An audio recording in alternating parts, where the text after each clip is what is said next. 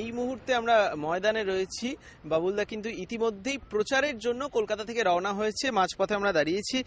বাবুলদা, তোমার যে ইমেজ, মানে বাবুল সুপ্রিয় মানেই গান, এবং সেই গান, সেখান থেকে রাজনীতি, মানে এইটা কিভাবে ম্যানেজ করবে তুমি? ভোটের ময়দানে নেমে পড়েছি, তাই তো বেসিক্যালি। দেখো, গান আর রাজনীতির মধ্যে সেই অর্থে যদি দেখো না তুমি, আমার কাজটা খুব একটা ডিফারেন্ট কিন্তু নয়।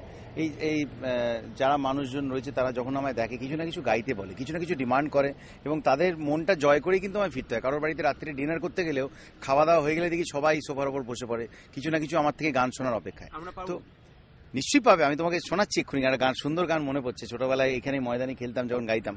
তো রাজনীতির ময়দানে তুমি যদি দেখো একই কিন্তু কাজ, সেই অডিয়েন্সের কাছে যাব, হ্যাঁ, তাদের কথা শুনতে হবে, তারা যা চাইছে সেটা দিতে হবে, তাদের বেসিক্যালি মন জয় করতে হবে।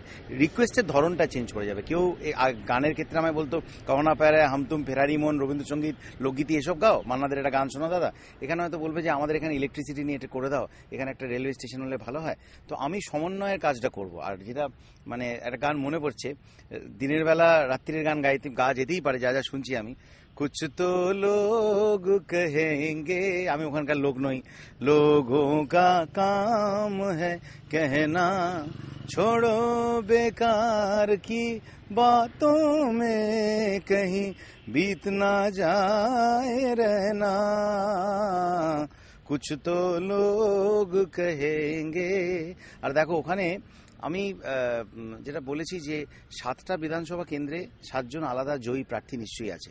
আমি মনে করি যে সেন্টারে যে দল পাওয়ারে আছে তারা যদি তাদের ক্যান্ডিডেট যদি জয়ী হয় একটা কনস্টিটিউয়েন্সিতে, তাহলে ওই যে কনস্টিটিউয়েন্সি আর দিল্লির মধ্যে যে ব্রিজটা, সেটা খুব সুন্দরভাবে মেনটেন করা যেতে পারে। আমি কোনো রণকৌশলের মধ্যে যেতে চাই না। আমি মনে করি সমন্বয় নিয়ে কাজ করা যায়। আর অনেক লাস্ট 10 বছরে তুমি যদি দেখো, আসানসোলে কিন্তু সত্যি কোনো উন্নতি হয়নি। মানুষ যা চেয়েছিল কিচ্ছু কিন্তু পায়নি।